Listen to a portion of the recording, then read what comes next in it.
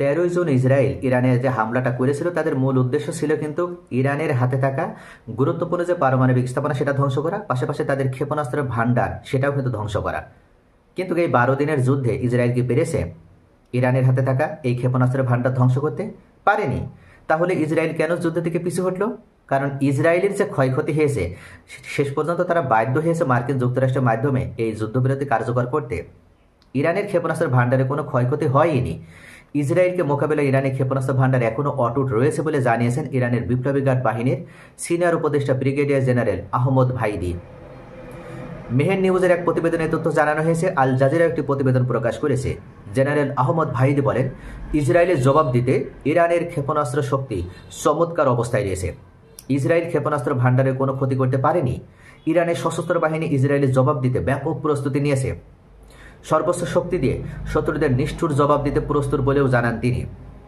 এদিকে ইরানের প্রতিরক্ষা বিষয়ক সংবাদ মাধ্যম দেভাপিরে জানিয়েছে, ক্ষেপণাস্ত্র ও ড্রোন হামলায় ইসরায়েলি কমপক্ষে 31,000 ভবন ও 4,000 যানবাহন সম্পূর্ণ ধ্বংস বা গুরুতরভাবে ক্ষতিগ্রস্ত হয়েছে। রাশিয়ার বার্তা সংস্থা তাস এই বিষয়ে একটি প্রতিবেদন উল্লেখ করেছে। তারা বলেছে যে এই ক্ষয়ক্ষতি প্রমাণ করে চলমান সংঘাতে ইরানের ক্ষেপণাস্ত্র হামলা ইসরায়েলে অভাবনীয় ও অপূরণীয় ধ্বংস এনেছে। 13 জুন ইসরায়েল প্রথম ইরানের বিরুদ্ধে আগ্রাসী হামলা শুরু করে। টানা 12 দিন ধরে ইসরায়েল ইরানের সামরিক ঘাঁটি, পারমাণবিক স্থাপনা ও আবাসিক এলাকায় বোমা হামলা চালায়। এর জবাবে ইরানও ব্যাপক প্রতিক্রিয়া দেখায়।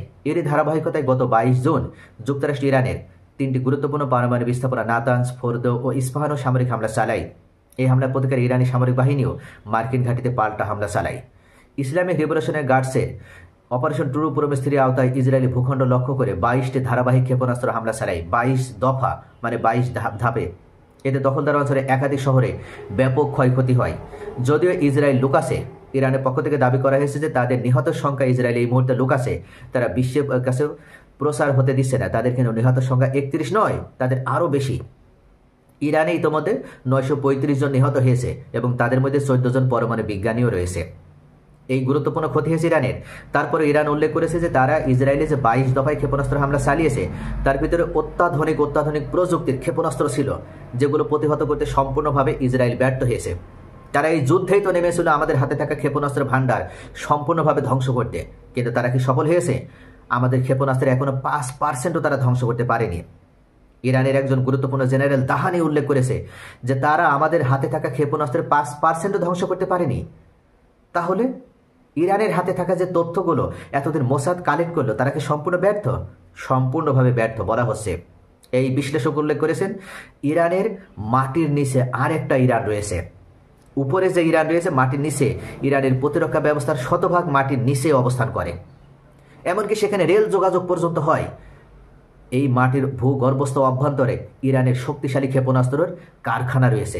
এই ক্ষেপণাস্ত্রগুলো সেখানেই তৈরি হয়, যেটার খবর এখনো পর্যন্ত মোসাদ গোয়েন্দা সংস্থারা পায়নি। তারা জানেও না, তারা কখনো নিতেও পারবে না। তারা ইরানের যতই শীর্ষস্তরের নেতৃবৃন্দদের হত্যা করুক, তারা কখনো ইরানকে দুর্বল করতে পারবে না। এই দাহানি উল্লেখ করেছেন তাদের প্রতিরক্ষা ব্যবস্থা 5% ব্যবহার করেই তারা ইসরায়েলের বিরুদ্ধে যে সফলতা লাভ করেছে তাদের এখনো 95% তাদের হাতে রয়েছে। এটা যদি তারা ব্যবহার করে সেক্ষেত্রে ইউরোপ এবং মার্কিন যুক্তরাষ্ট্র নাকানি সুবানি খাবে। আর এখান থেকে কিন্তু এই আশঙ্কাটা করেই 12 দিনের যুদ্ধ শেষ পর্যন্ত মার্কিন প্রেসিডেন্ট ডোনাল্ড ট্রাম্প যুদ্ধবিরতি করেছিল। তো প্রিয় ভিউয়ার্স, ইরানের ক্ষেপণাস্ত্র ব্যবস্থা ধ্বংস করতে তো পারেনি। ইতিমধ্যে ইরান তারা ঘোষণা দিয়েছে এখন থেকে মাসে তারা আরও 300টি ক্ষেপণাস্ত্র তৈরি করবে, অর্থাৎ আরও পুরোদমে তাদের কার্যক্রম চলমান রয়েছে। সকলে ভালো থাকুন। Thanks for